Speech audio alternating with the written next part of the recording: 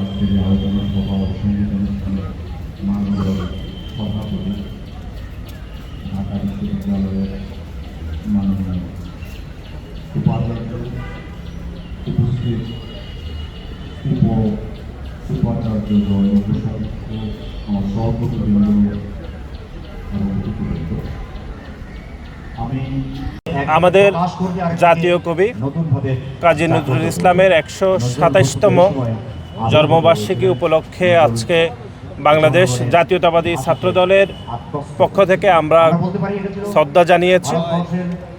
আমরা বিশ্বাস করি জাতীয় কবি কাজী নজরুল ইসলাম তার পুরো জীবনে যে একটা অসাম্প্রদায়িক চেতনা এবং জাতীয়তাবোধ এবং একই সাথে যে বিদ্রোহের যে জয়গান তিনি তৈরি করেছেন সারা বাংলায় এবং সারা বিশ্বে, তারই ধারাবাহিকতায় বাঙালি এবং বাংলাদেশি সকলে জাতীয়তাবাদে উদ্বুদ্ধ হয়েছিল। আজকে জাতীয় কবি কাজী নজরুল ইসলামের ১২৭তম জন্মবার্ষিকীতে আমরা ওনাকে গভীর শ্রদ্ধাভরে স্মরণ করছি। এই জন্যই ওনার এই যে লেখনী, ওনার বিদ্রোহের যেই জয়যাত্রা, ওনার কবিতা সব কিছু আমাদেরকে মনে করিয়ে দেয় যে একটা অসাম্প্রদায়িক চেতনার মধ্যে আমরা গড়ে তুলতে হবে। বিশেষ করে আপনি জানেন যে সারা ভারতবর্ষে এখন একটা সাম্প্রদায়িক এক ধরনের উন্মেষ ঘটেছে।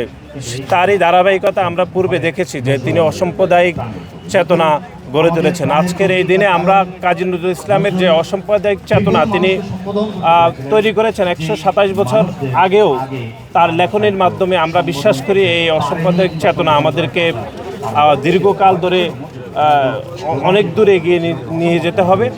এবং আজকে জাতীয় কবি কাজী নজরুল ইসলামের ১২৭তম জন্মবার্ষিকীতে আমরা কবির প্রতি গভীর শ্রদ্ধা জানাচ্ছি। ধন্যবাদ।